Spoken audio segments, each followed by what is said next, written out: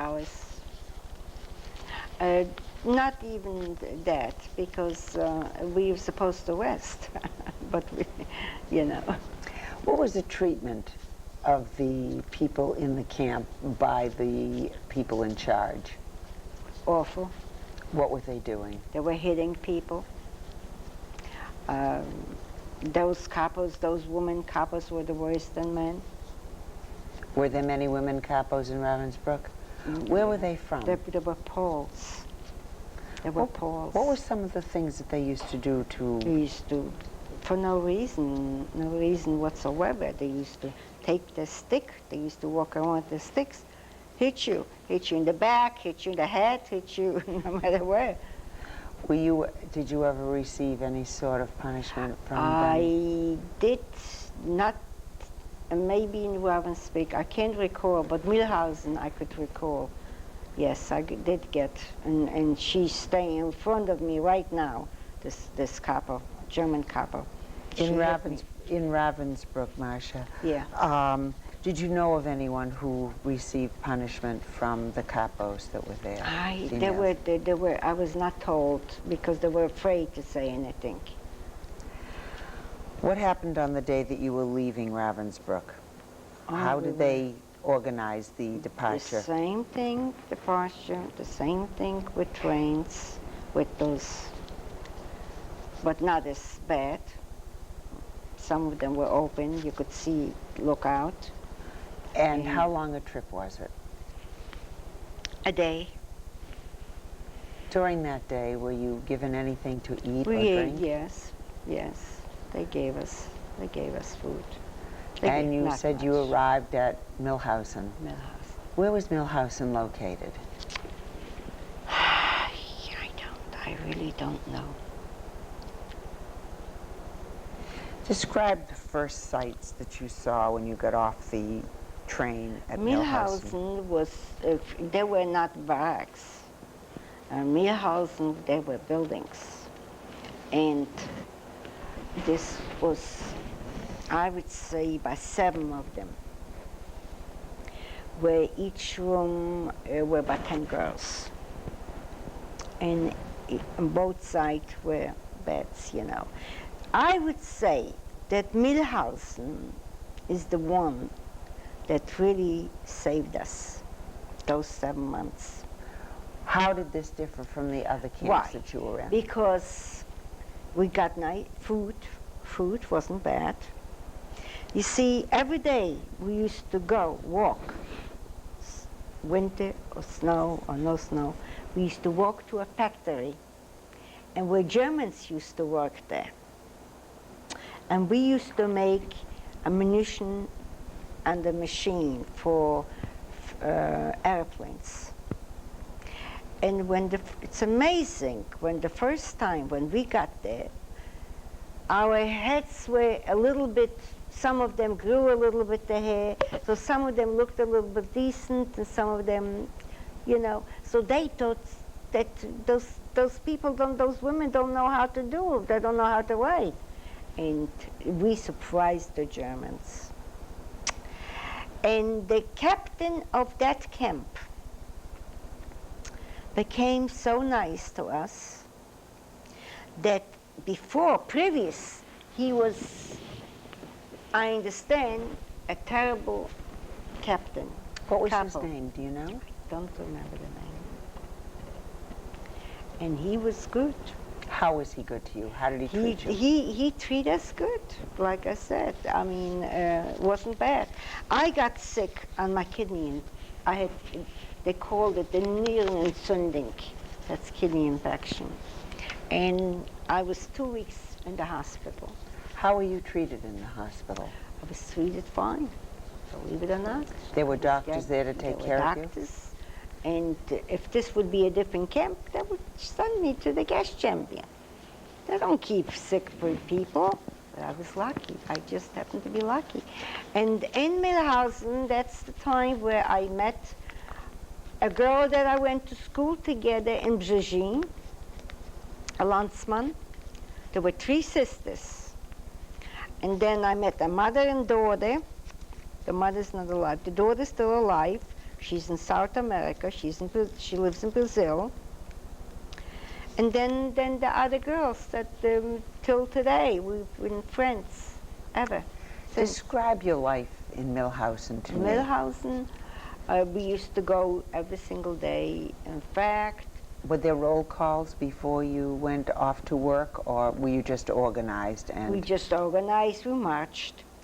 was the factory was in the camp itself or No, outside? No, outside. How far a march was it to get to the factory? An hour. Yeah. And what time of year were you in Millhausen? Well, I could tell you right away. From, let's see, from September. You were there for 7 months, so you were there into the winter. Yeah, I'll tell you in a minute. I got there in April 1944, and then Millhausen, we were a year, 7 months we were in Millhausen. Now, That I know. when they got you to Millhausen, did they issue you new clothes? And were the sanitary facilities better than, were you able to shower and to, what kind of clothing did they issue to you? Not much, but decent. For this long march every day, and it was into the winter, obviously, did you have warm enough clothing? No, no, Well, were there any incidents that occurred on these marches? no. There were only a few. This couple used to hit people. So, but I don't remember anybody die in this camp. On these marches, how were you able to keep yourself warm enough? Well, I couldn't. As I told you, I got sick. I got the kidney infection, and that's from the cold weather, right? And then again, this couple hit me with a stick in my back. So she was terrible, you know. She was. Do you remember her name? No. No. How were you treated when you were at work in the factory? Good. Good. Were you given food while you were there? That I don't remember. What about when you returned from work? We used to get food. Yes. Yeah. There was a German couple, not couple, Meister, who was on control of the factory, and he fell in love, believe it or not, with one of my friends.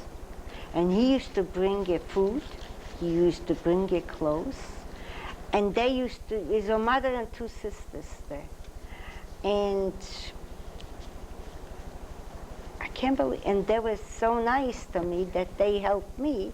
They gave me the share with me, the clothes as well as the food. Did you find that most people would help each other? Yeah, definitely, sure. Oh yes, oh yes. How would you describe that 7 months that you were in Millhausen? I would say we were lucky. We were lucky, but you know what happened? During the stay, the 7 months, the planes were coming, and we had to interrupt our work and go hide in the, what do you call? They had places. In shelters? In shelters. Now, whose planes were overhead? I would say the English. How did you feel? You knew that the English were... We felt so good. Did you ever talk amongst yourselves about what might happen? Oh yes, that we could see that the Germans are so good here that we feel that they're afraid. That's why they want to be good and nice to us, you know. We had hopes when we heard the airplanes passing by, and we were just, whatever's going to happen, let it happen. When you talked amongst yourselves, Oh yeah. Did you talk about future at all in terms of what the planes? No, not in terms of get, you know, I mean, to be liberated or something like that. We were hoping, you know, but we in Bergen, and you see in Mühlhausen we had little help. Hopes. But then, as the Russians were coming closer, we had to move out. How did you hear about the approach of the Russians? I don't know. We just heard that there were planes, and that the war is coming to an end. But we just lost hope, and we didn't know. We just went day by day. Before you leave Mühlhausen, are there any other memories of your stay at this camp? The only one is that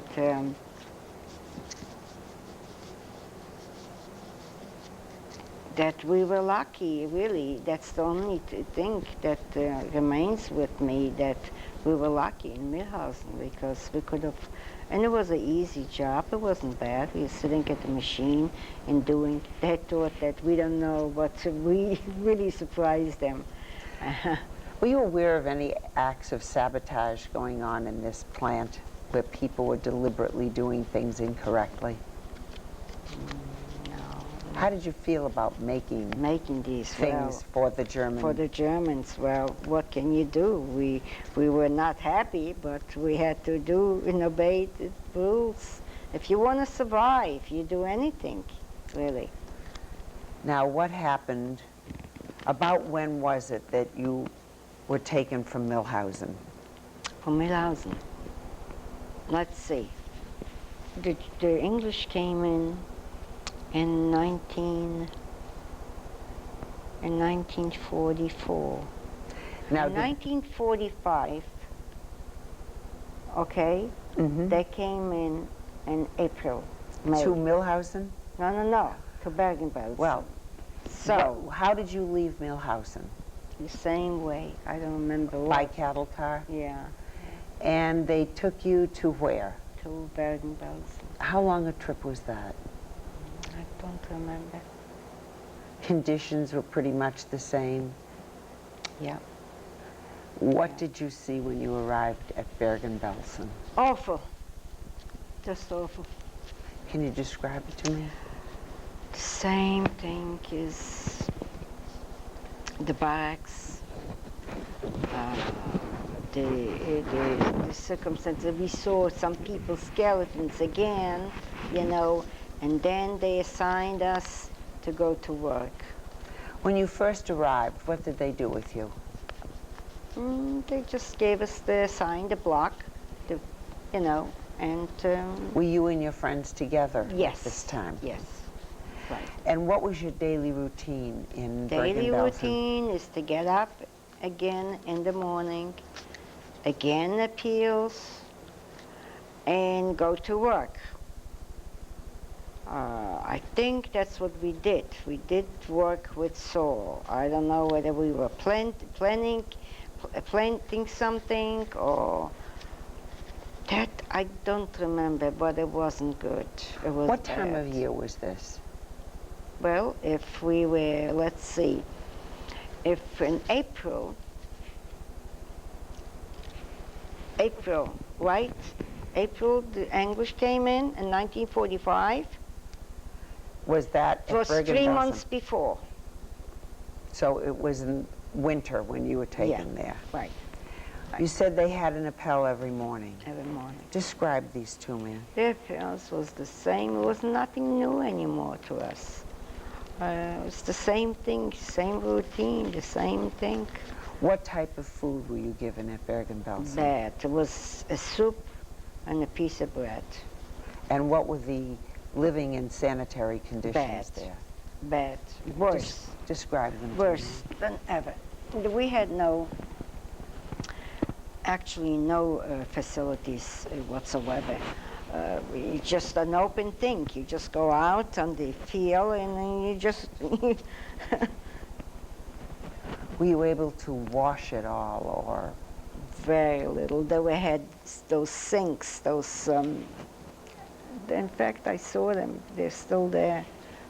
Just wash up a little bit, you know. No towels, no nothing. It was just a disgust. It was just I can't even. Were the girls all kept together again, or were you mixed in with people who had been in the camp? No, I was together with them. What were some of the sights that you saw as you walked around Bergen-Belsen? But you couldn't go too far, except for your work, and then you just stayed around. And What did you see? we saw the same thing: skeleton people. I get up in the morning, and there's somebody laying right next to me, just that, you know. So it's the same thing. Same thing. Very sad. Bergen-Belsen was, oh my gosh, it was just terrible. Were you witness to any punishments? No. What was the attitude in the camp at this point? It was right before the closing of the war. Terrible. Terrible.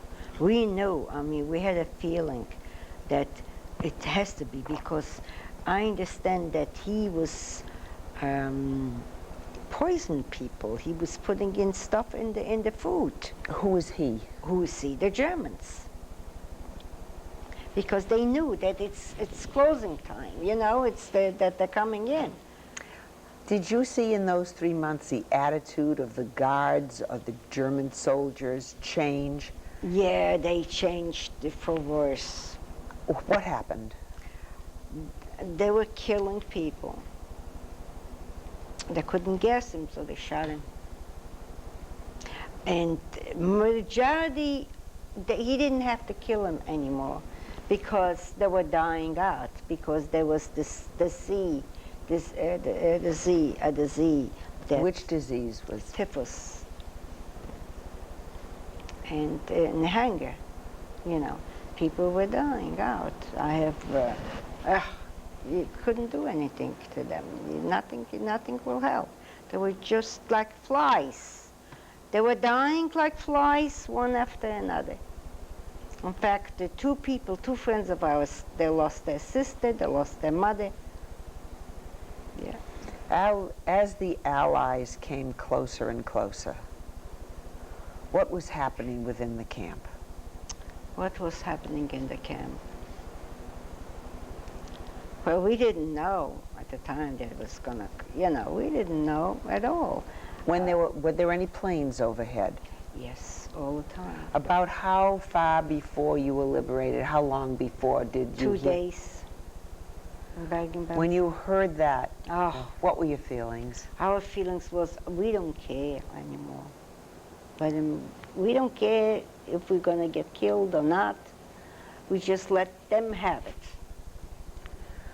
What happened on the day of liberation? Can you Got up describe in the morning, it for me? and people, they opened the fence, they opened the things, the gates, and people were hollering and shouting, and some of them were crying, some of them Who were... opened the gates? Somebody opened the gate. I don't know. The people maybe opened the gates. The Who- guards maybe, not the German Where were the guards? Were the guards gone from the They were camp? gone at the time, yes. So there was no one in the camp now. Right, yeah. Yeah. And what happened at that point? The guards were gone, the gates were open. Did anyone come into the camp to actually liberate you? The English came in. Describe that for me. Oh, that was something. What a relief it was. I mean, it's so hard to describe this motion, physically and mentally, and it was just unbelievable. What were your thoughts? Well, my thoughts were, I hopefully will find the close relatives. And at that time, I don't think, we stayed maybe a few weeks in Bergen-Belsen. What with did my the friends. English do when they came into Oh, the they camp? brought us food. They brought us clothes. We were relieved. And during those 2 weeks, tell me what happened in the camp. A lot of people lost their lives. A lot of people just from How did they lose their lives? because of the disease, the hunger. Did they bring in Weakness. any doctors into the camp? Yes, they did. And what happened to you? Tell me how they treated you and what happened with you. I was, thank God, really. I lost a lot of weight. I also looked like a skeleton.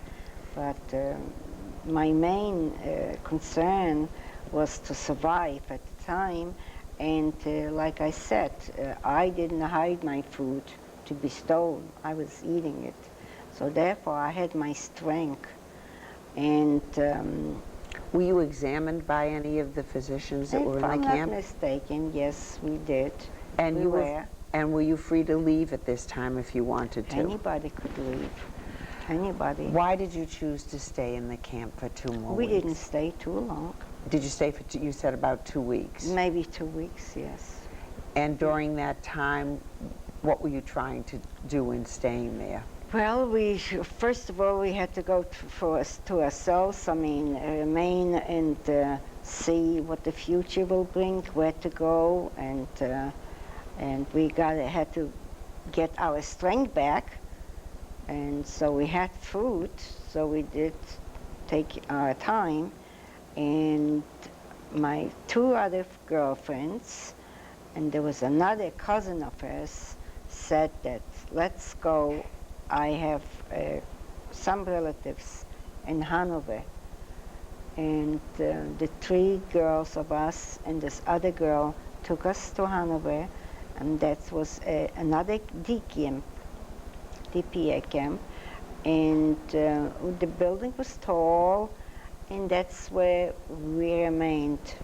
Masha, I'm going to have to end tape 1 of our interview. Okay. We will continue on tape 2. Okay. This is Bernice Weiner ending tape 1 of her interview with Masha Sachs. We'll continue on in tape 2. Thank you.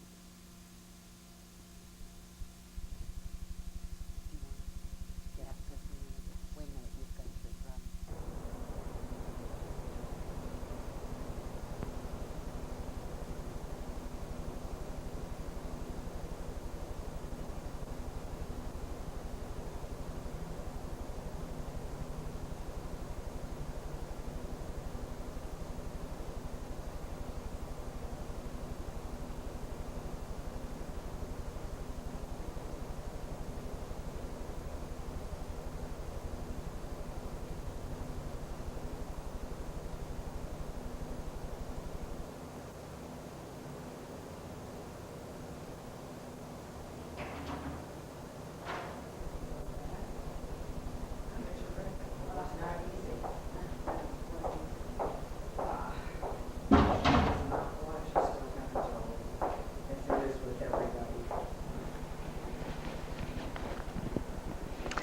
This is Bernice Weiner continuing on tape 2 with her interview of Masha Sachs.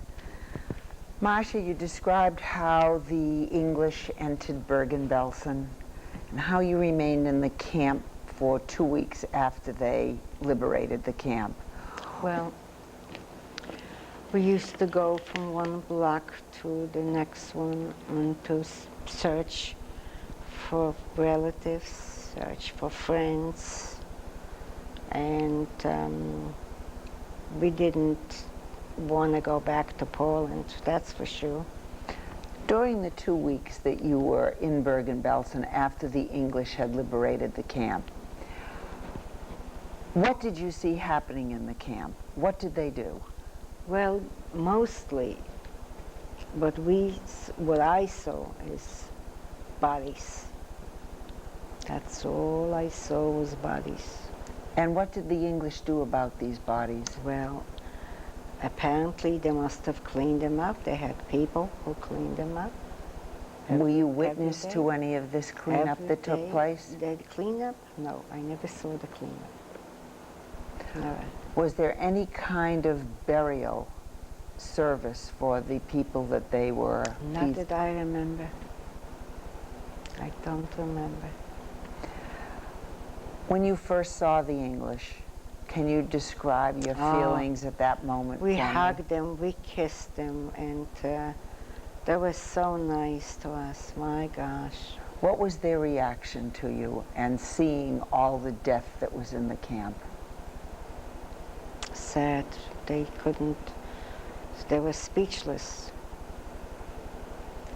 In fact, one became so friendly with a friend of ours that they almost wanted to get married. I don't know if something happened that that they didn't, but they were very nice. When they first saw you, did they try to speak to you or to give you anything?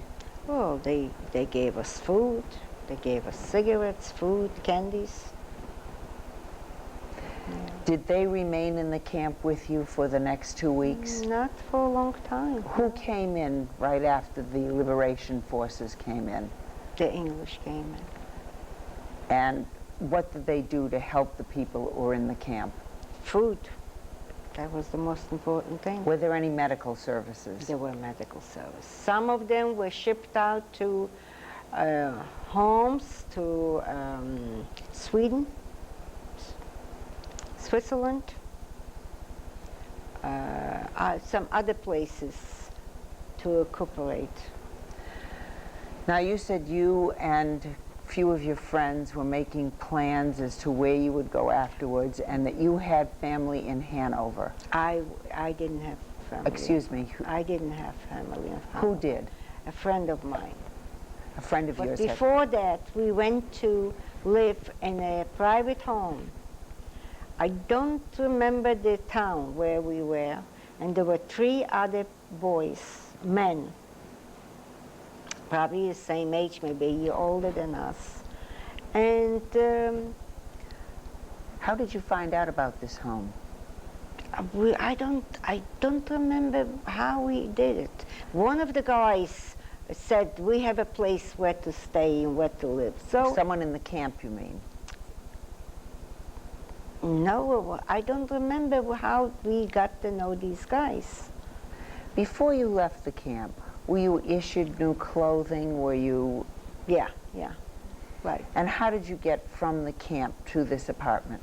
I think one of the guys drove, or we took a bus. I don't remember. I really don't remember that part. How is your feeling now about being free to come and go as you pleased and knowing you had survived the war? Well, it's a miracle how I survived. It is just too bad and sad that we couldn't find, and our relatives got, vanished, got. Other than your immediate family, Marcia, were there aunts and uncles and cousins too that you know of that perished? I have some cousins. You see what happened when we came to this, and after Milhausen, we're not that yet. All right. So as we go later on, then I'll explain to you something. No, I didn't find anybody at that time. Now, you were living in this apartment. Where were you? In Germany? Yeah, that was Germany. What did you do when you all moved into this apartment together? We just relaxed. We didn't do anything. Did anybody really. work? No. How were you able to sustain yourselves? I don't know how the guys got some food for us. Yeah. How long did you remain there? Just a week. And what made you decide to leave?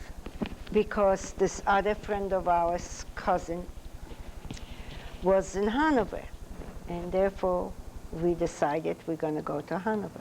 And how did you manage to get to Hanover?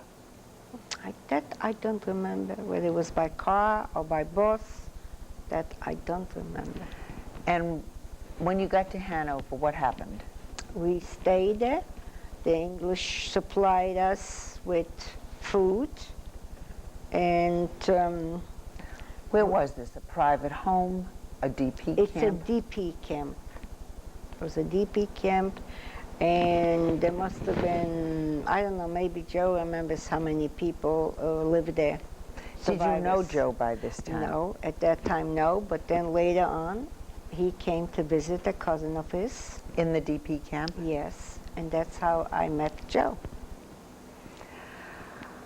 Tell me about life in the DP camp. It wasn't bad. Everybody, you know, was trying. When I was, there was a rabbi there, and the rabbi had said, "You can't just live like this. You're friendly. I see you dating Joe." And he said to Joe, "You're dating Masha. You got to get married. You can't just live like this." So we got married. How long had you known each other? 3 months.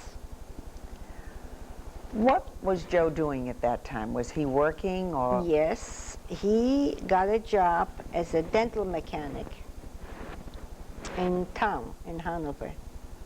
And that's how he... And you left the DP camp at that time? Not yet.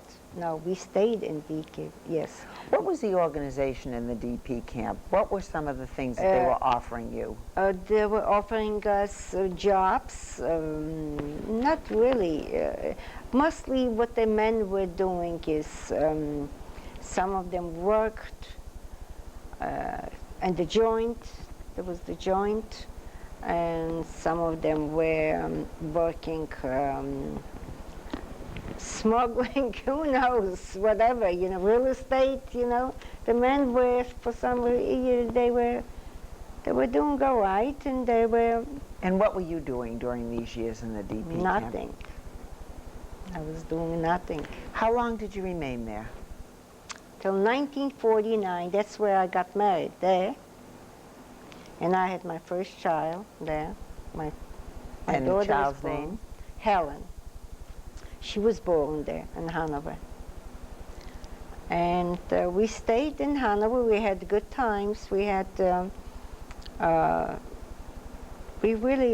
was really nice. But you remained in the relocation center facilities until you left in 1949. Right. What made you decide to leave? Well, this was not a place for us. This is not a place to raise children. And Joe had an uncle. My husband had an uncle. And the uncle was trying to get us, made us a visa, gave us, but it took a year and a half or more. How did you come to the United States? We came by plane. And had your uncle sent you the tickets to come? Where did you fly into? Well, we had made 2 stops. We flew to New York. New York. We flew Had to you New any York. thoughts of going any place other than the United States while you were in the relocation center? I had never had a desire to go back to Poland, and even till I went after so many years to convince him, because Joe wanted to go, my husband wanted to go back to see his roots. I had no desire to go back. While you were at the relocation center, were there facilities there so that you could begin to search for your families, your relatives? You mean go back to Poland? Well, were they helping people to try to locate their families? No. No. Did you try at that point to get information? No, I didn't, because I knew that my brother was alive. How did you know somebody that? told me that my brother was alive. This was when I came to the States. 2 years, being 2 years in the States, I found out from another landsman of mine that my brother was alive, and he had an uncle here in the States. And the uncle was an old man, and this uncle, one time, we used to live 4 flights up in Manhattan. We stayed 2 weeks at his uncle, and then we just couldn't. His aunt was old and blind, and it was a sick woman, and we asked the Hayas to take us in. So we stayed, I think, 4 weeks at from the Hyatt on one of the hotels. And at that time, Joe didn't want to have anything to do. He doesn't want anything from the States. He just went to work. And what did he do? He was at the time, he was a tailor. I don't know, finishing by hand. His uncle had a factory. His other uncle had a factory. So he learned that. But this was not in his field. I mean, he wanted to be a dental mechanic. But his uncle said, oh, what kind of living are you going to make as a dental mechanic? You know, come to me and you'll, you know. So that's what he did for a while. And of course, my daughter was born in Germany. And she was 18 months old when we came to the States. So, how long did he remain working for his uncle? 2 years. And where were you living at that time? In Manhattan. And what happened then? We lived in Manhattan, 4 flights up. Then I heard that my brother is in Israel. How did you hear this? His uncle told me. Now, this was not your uncle, but an uncle by the first marriage. Exactly. And what were your feelings when you found out that your brother was still alive? I was really pleased and I was really happy. And I made a visa for him to come to the United States. How were you able to arrange this? I mean, I don't know how we arranged it, but we did. It took, I think, 2 years by the time, you know, to do it, to have it done. And he came, and my brother, you see, when he escaped the lodge, Ebsagin, he went with a girl that he was in love with, and he married her in Russia. And then they had a child, a boy. So I don't know, for some reason he said something and they sent him to Siberia, my brother. So my brother was in Siberia, and then after many years, they let him go. So by the time when he came back, his wife remarried, his first wife remarried, and she sent her boy, their son, to Israel, to a kibbutz, when he was 3 years old. So after his uncle told him that I'm alive, that I am in the States, that's the time when we got in touch with each other. And he told me that my middle brother, Barak, is no longer alive. And when he came back, again, when he came back to Poland, he met a woman, a Gentile woman, where she was very good to him. He was sick at the time, and she helped him, and he married her. Did he ever find his child in the kibbutz? Oh, yeah, sure. He found his child.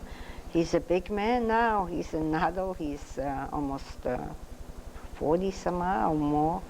Yes, he married. Tell me about your meeting with your brother, the first time you saw him after the war. It was just super. It was just nice. Remind ourselves from way, way back. And you see, let me put it this way.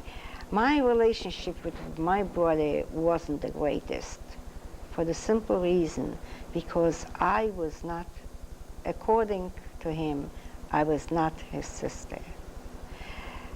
And he didn't call my mother, he called her aunt. And there was always jealousy about him, not the others, but only being that he was the oldest from the brothers. This jealousy was always jealous that my mother is giving me, my father's giving me everything, because let's put it, I was spoiled. Being that, you know, I was the youngest and the only child by my mother, I was spoiled. Although my mother loved her children, the children as well as she loved me, you know. To her, that was her children. But finding each other after the war had to be a special joy for the both of you. It was, in a way, yes, it was. And you lived for 2 years in Manhattan, and where did you go then? Then, no, I lived in Manhattan longer than that.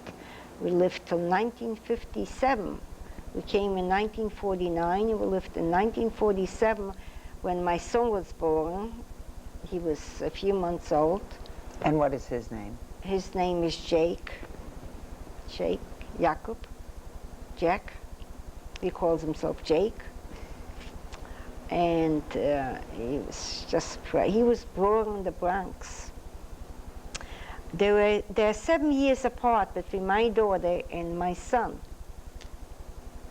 So anyway, not ask me questions. Not ask me. And what did Joe do when you moved to the Bronx? What did Joe do when we moved to the Bronx? We didn't move to the Bronx. My son was born in the Bronx. Joe was working. He took a course of designing. He went to college for 2.5 years. And then he opened his own business. Which was? Manufacture. And I think he was for 7 years on his own.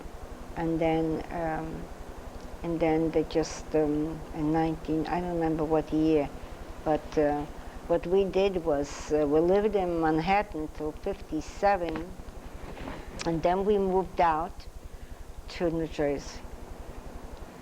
And his business, he worked in Manhattan, where he traveled every single day 28 miles back and forth. So it wasn't easy. And then at night, for 2.5 years, he went to City College. So he used to get up at 4 o'clock in the morning,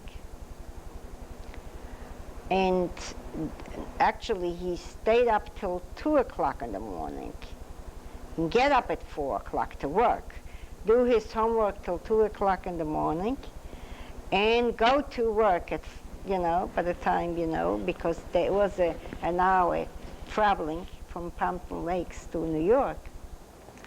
So. Are your children married? They're both married. And do you have grandchildren? I have a granddaughter, yes. She's 25 years old. She's going to be May 8th. She's going to be 25. She is already teaching. But my son, he's married already for 12 years. They have no children. Like I explained to you over the phone, that he's got a horse. They had 2 horses, now they have 1 horse. When did you first begin to come to Florida? When did you move to Florida Well, I for the got winter? sick. I got sick and I was operated. I had surgery. And, but we came one time for vacation, And then my friend said they had a business here, and they said to Joe, oh, how about Joe coming down here? So, Joe didn't want to listen to it. So we came down, and we stayed 2 weeks. And we liked it. I liked it. I didn't want to go back. And we decided to move down here. But he didn't And when retire. did you move here? What year? 26 years ago. Masha, if you were to leave one message to people about a lesson that was to be learned from your experiences during the Holocaust, what would that message be? Well, the message is to be nice, to be truthful, and to appreciate every moment and every day that you're alive. When you get up every morning and you open your eyes and you say, my gosh, I'm alive. And hopefully, that each person should do the same thing and just be your own, you know. As you look back on our interview, is there anything regarding your experience during the Holocaust that we did not talk about that you would like to add to the tape now? Well, the only thing what I could say is, now that when I look back, I must say that I probably feel better now that I went through this, because I have friends that haven't done that, and they say they wouldn't, and now